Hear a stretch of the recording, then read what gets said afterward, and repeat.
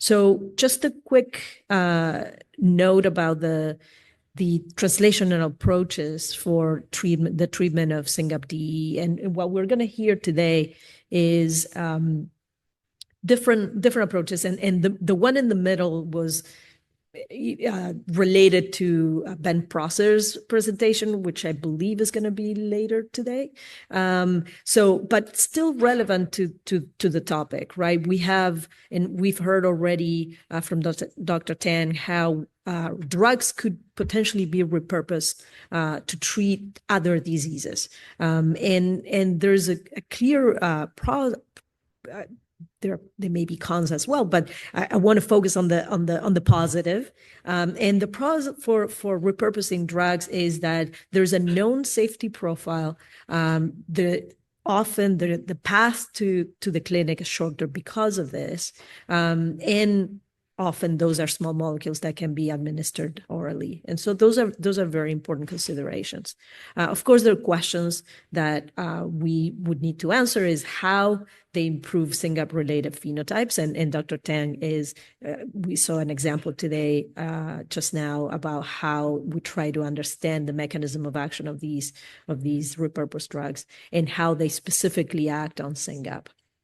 In terms of other ways of treating SYNGAP is to upregulate SYNGAP, and this is something that we've going to hear a little bit about this throughout the meeting. SYNGAP is a haploinsufficiency, so we think about bringing levels back to normal from 50% back to 100.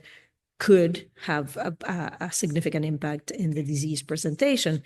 And the positive side of this is that by doing this, we would be targeting the root cause of the disease. So we don't need to guess about a mechanism of how things are happening. We're actually going after the disease-causing gene.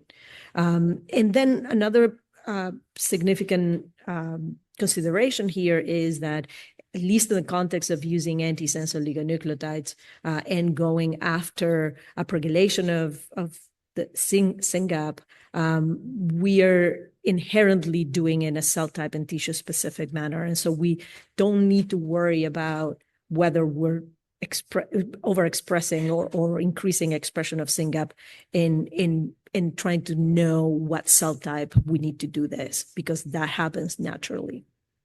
There are still questions of how much SYNGAP is necessary, and is there a potential risk of overexpressing SYNGAP beyond physiological levels.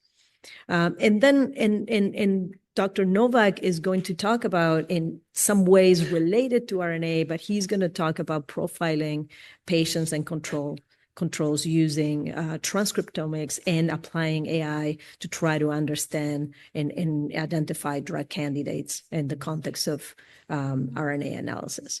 And then the last one is gene delivery. And for gene delivery, as many of you know, SYNGAP is a large gene. And so it's very difficult to use conventional delivery approaches. And so Dr. Zempleni is going to tell us about using milk exosomes to package SYNGAP so that it can be delivered in the brain. And of course, there are questions there as well, in whether the exosomes can deliver SYNGAP to the right cells. Is that something that can be modulated? And also, can the exosomes achieve a broad and uniform distribution of SYNGAP expression? So these are outstanding questions that hopefully, as the research progresses, we're going to get more and more answers.